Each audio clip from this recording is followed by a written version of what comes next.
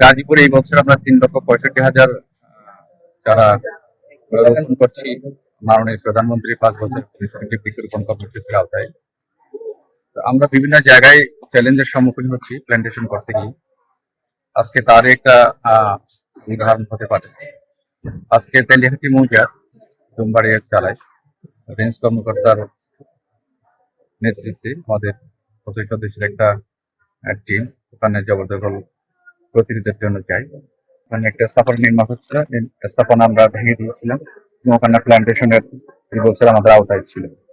কিন্তু কিছু দুষ্কৃতিকারী তারা সংঘবদ্ধভাবে এই যে মাননীয় প্রধানমন্ত্রী 5 বছর কনজিকিউটিভ বৃক্ষরোপণ কার্যক্রমকে চ্যালেঞ্জ করার জন্য, প্রতিরোধ করার জন্য আমাদের রেঞ্জ কর্মকর্তা সহ আমাদের স্টাফ এবং কর্মকর্তাদেরকে অতর্কিত হামলা করে। হামলায় আমাদের প্রায় 15 থেকে 16 জন সদস্য আহত হয়েছে। তারা প্রাথমিকভাবে শ্রীপুর হসপিটালে ভর্তি হয়েছে।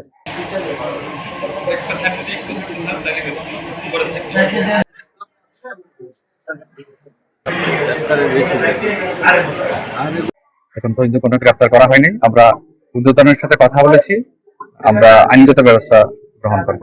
মামলা করেছেন কিনা এখন পর্যন্ত? এখন পর্যন্ত মামলা হয়নি, আমরা মামলার প্রক্রিয়াধীন। আমরা স্টাফ এবং কর্মকর্তাদের হসপিটালে নিয়ে এসেছি।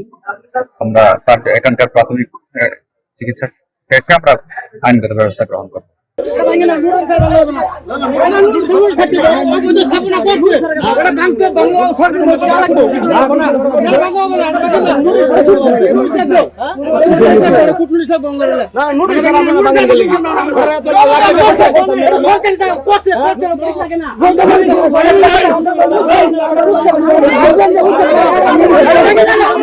আপনার গল্পকুশির নামক এটা তেলিয়াটি মৌজা, এটা হচ্ছে 153 1230 বিভাগের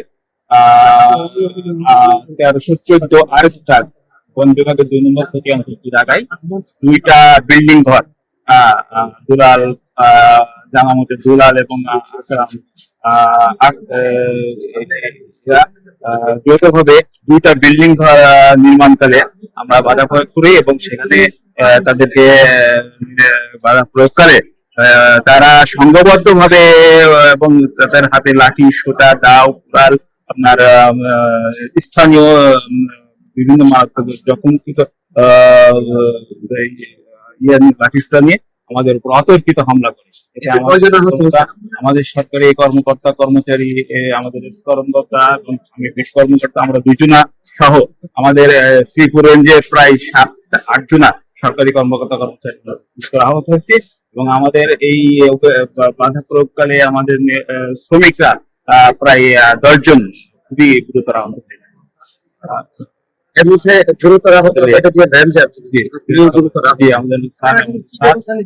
স্যারের উপরে যেহেতু স্যারের উপরে অতর্কিত হামলা চেয়ে হামলা করেছে। আমরা আপনাদের উপর হামলার বিষয়টা একমাত্র কি পদক্ষেপ নিয়েছি? আমরা আইনি পদক্ষেপ নেব। আমরা পুলিশ কেস পাশাপাশি আমাদের বন আইনের মামলায় আমরা পরবর্তীতে আমরা নতুন কর্মকর্তা নির্বাচন করব। আপনার নামটা কি? মোহাম্মদ বিপ্লব হোসেন। আমি 7 নম্বর বিটাই বিপ্লব। তো এটা ঘটনা আছে বারবার আমি যেহেতু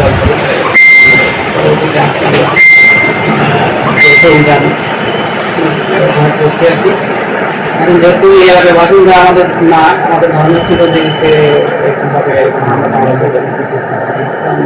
অন্য জায়গা থেকে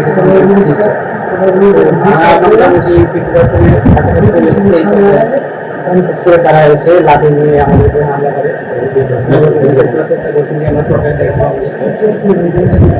প্রথম ওই ঘরের মালিক, ওনার ছেলে মেয়ে, পাড়া প্রতিবেশী প্রায় 40-50 জন মিলে অতর্কিত হামলা চালায়।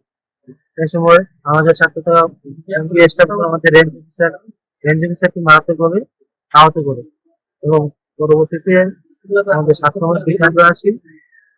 আসার পর পুলিশ পুলিশ আমাদের সাথে কথা বলে, পুলিশের এত কথা বলার পর আমরা প্রথমে সিরিপুর সদর হাসপাতালে চিকিৎসাধীন অবস্থা।